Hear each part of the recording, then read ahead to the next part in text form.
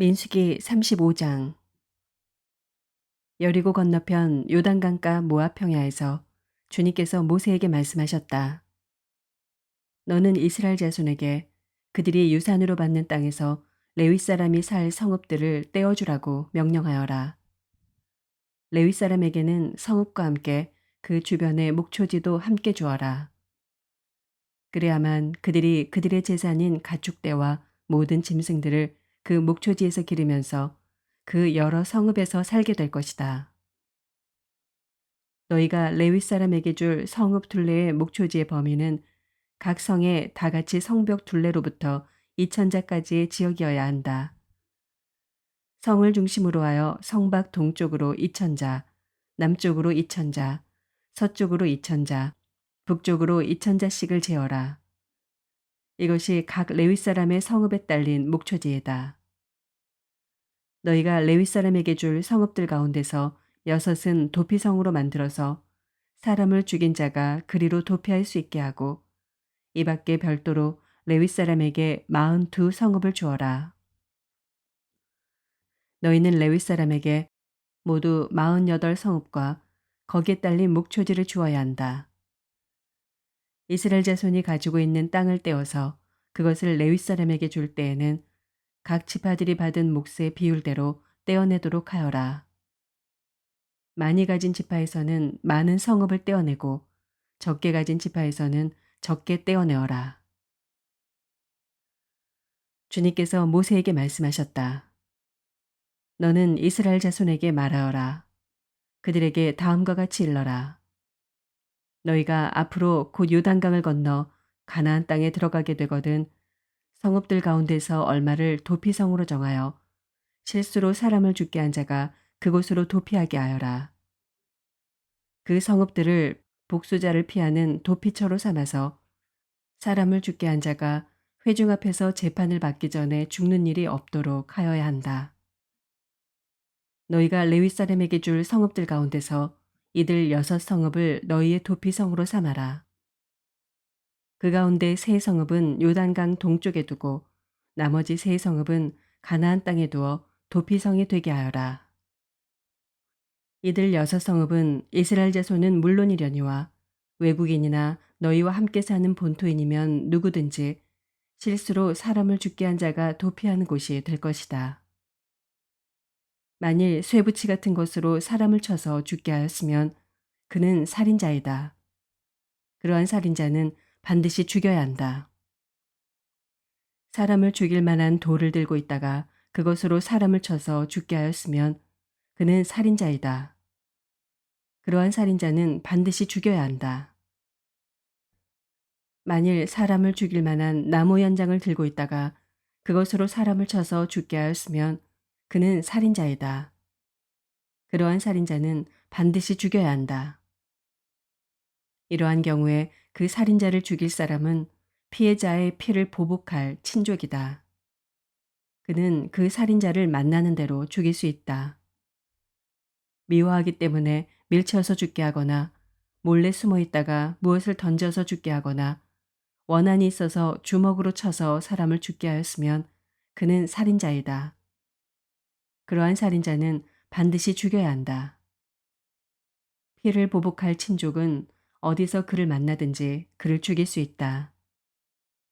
그러나 아무런 원한도 없이 사람을 밀치거나 몰래 숨어 있다가 무엇을 던지거나 한 것이 아니고 잘못 보고 굴린 돌이 사람에게 맞아 그를 죽게 하였으면 그 가해자가 피해자의 원수가 아니고 더욱이 그를 해칠 의사가 전혀 없었던 것이므로 회중은 이러한 규례에 따라서 그 가해자와 피를 보복할 친족 사이를 판단해야 한다.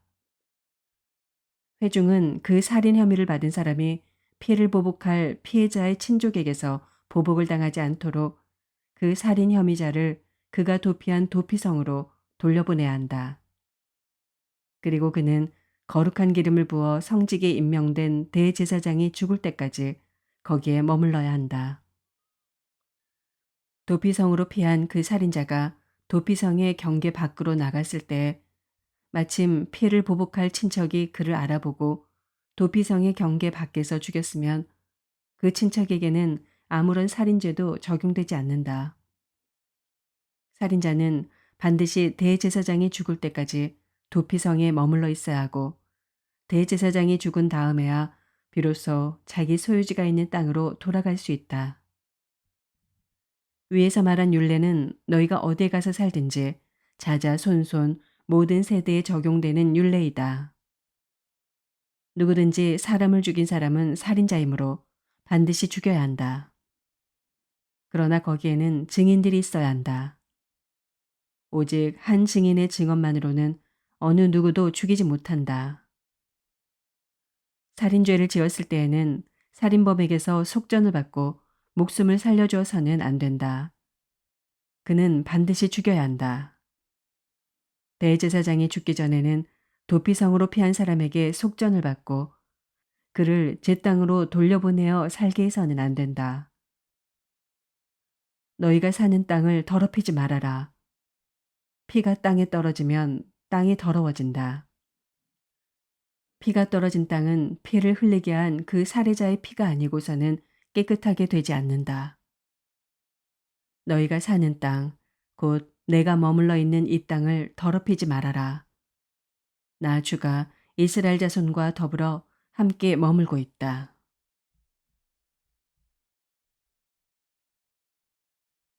시편 79편. 하나님, 이방 나라들이 주님의 땅으로 들어와서 주님의 성전을 더럽히고 예루살렘을 돌무더기로 만들었습니다. 그들이 주님의 종들의 주검을 하늘을 나는 새들에게 먹이로 내주고 주님의 성도들의 살을 들짐승에게 먹이로 내주고 사람들의 피가 물같이 흘러 예루살렘 사면에 넘치게 하였건만 희생당한 이들을 묻어줄 사람이 아무도 없습니다. 우리는 이웃에게 조속거리가 되고 주변 사람들에게 조롱거리와 웃음거리가 되었습니다. 주님, 언제까지입니까? 영원히 노여워하시렵니까? 언제까지 주님의 진노하심이 불길처럼 타오를 것입니까? 주님을 알지 못하는 저 이방인들에게나 주님의 진노하심을 쏟아주십시오. 주님의 이름을 부르지 않는 저 나라들 위에 쏟아부어 주십시오. 그들은 야곱을 집어삼키고 그가 사는 곳을 폐허로 만들었습니다. 우리 조상의 죄악을 기억하여 우리에게 돌리지 마십시오.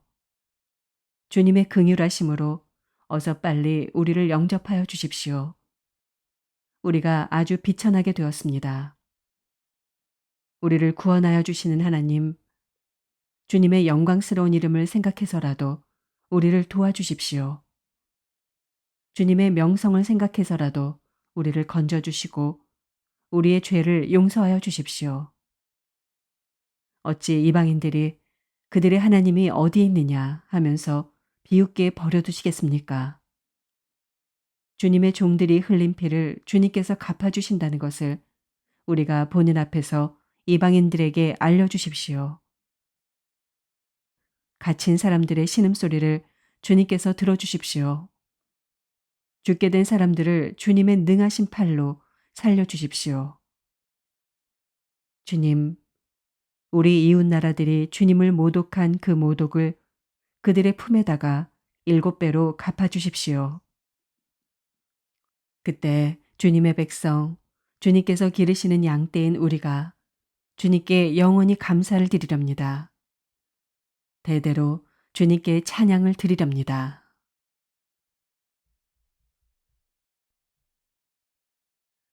이사야서 27장. 그 날이 오면 주님께서 좁고 예리한 큰 칼로 벌하실 것이다. 매끄러운 뱀 리워야단, 꼬불꼬불한 뱀 리워야단을 처치하실 것이다. 곧 바다의 괴물을 죽이실 것이다. 그 날이 오면 저 아름다운 포도원을 두고 너희는 이런 노래를 불러라. 나 주는 포도나무를 돌보는 포도원직이다. 나는 때를 맞추어서 포도나무에 물을 주며 아무도 포도나무를 해치지 못하도록 밤낮으로 돌본다.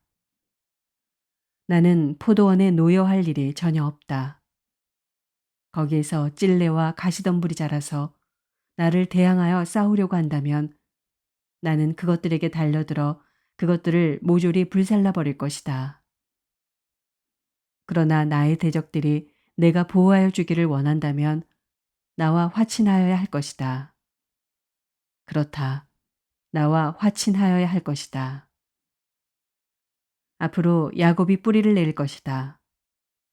이스라엘이 싹을 내고 꽃을 피울 것이니 그 열매가 땅 위에 가득 찰 것이다.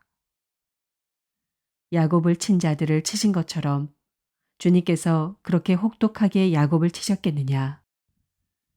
야곱을 사륙하던 자들을 사륙하신 것처럼 주님께서 그렇게 많이 야곱을 사륙하셨겠느냐. 그렇지 않다. 주님께서 이스라엘을 포로로 보내셔서 적절히 견책하셨고 거센 동풍이 불 때 거기에 좀 더 거센 바람을 보내셔서 이스라엘을 쫓아내셨을 뿐이다.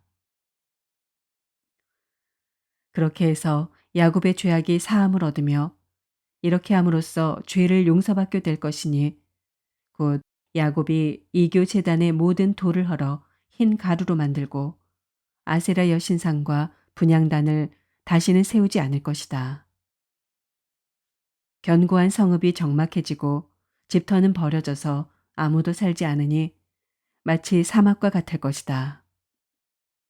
거기에서는 송아지가 풀을 뜯을 것이며 송아지가 거기에 누워서 나뭇가지들을 모두 먹어치울 것이다. 나뭇가지가 말라 꺾어지면 여인들이 와서 그것들을 땔감으로 주워다가 불을 피울 것이다. 이 백성이 이렇게 지각이 없으니 그들을 만드신 조성자 하나님께서 그들을 불쌍히 여기지 않으실 것이며 그들을 지으신 창조주 하나님께서 그들에게 은혜를 베풀지 않으실 것이다. 너희 이스라엘 자손아, 그날이 오면 주님께서 유프라테스 강으로부터 이집트 강에 이르기까지 너희를 알곡처럼 일일이 거두어 들이실 것이다. 그날이 오면 큰 나팔 소리가 울릴 것이니 아시리아 땅에서 망할 뻔한 사람들과 이집트 땅으로 쫓겨났던 사람들이 돌아온다. 그들이 예루살렘의 거룩한 산에서 주님을 경배할 것이다.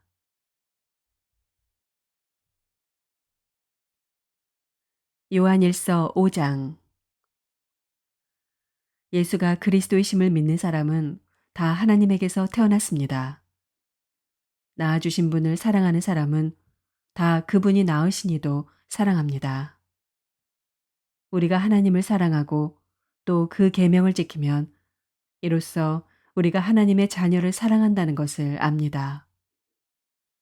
하나님을 사랑하는 것은 그 계명을 지키는 것입니다. 하나님의 계명은 무거운 짐이 아닙니다. 하나님에게서 태어난 사람은 다 세상을 이기기 때문입니다. 세상을 이긴 승리는 이것이니 곧 우리의 믿음입니다. 세상을 이기는 사람은 누구입니까? 예수가 하나님의 아들이심을 믿는 사람이 아니고 누구겠습니까? 그는 물과 피를 거쳐서 오신 분인데 곧 예수 그리스도이십니다.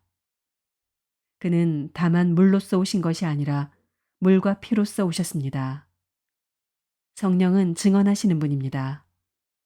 성령은 곧 진리입니다. 증언하시는 이가 셋인데 곧 성령과 물과 피입니다. 이 셋은 일치합니다. 우리가 사람의 증언도 받아들이거늘 하나님의 증언은 더욱더 큰 것이 아니겠습니까? 하나님의 증언은 이것이니 곧 하나님이 자기 아들에 관해서 증언하셨다는 것입니다. 하나님의 아들을 믿는 사람은 그 증언을 자기 속에 가지고 있습니다. 하나님을 믿지 않는 사람은 하나님을 거짓말쟁이로 만들었습니다. 하나님이 자기 아들에 관해서 증언하신 그 증언을 믿지 않았기 때문입니다.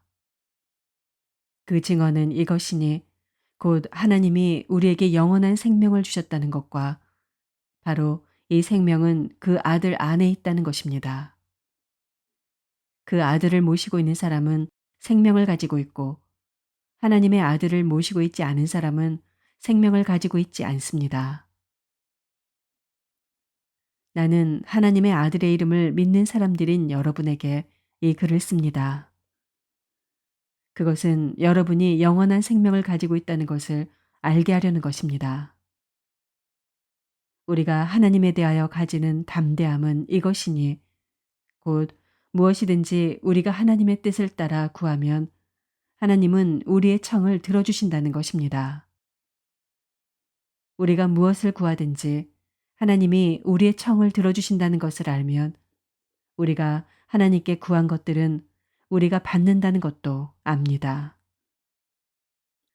누구든지 어떤 교우가 죄를 짓는 것을 볼 때 그것이 죽음에 이르게 하는 죄가 아니면 하나님께 간구하십시오. 그리하면 하나님은 죽을 죄는 짓지 않은 그 사람들에게 생명을 주실 것입니다. 죽을 죄가 있습니다. 이 죄를 두고 간구하라고 하는 말이 아닙니다.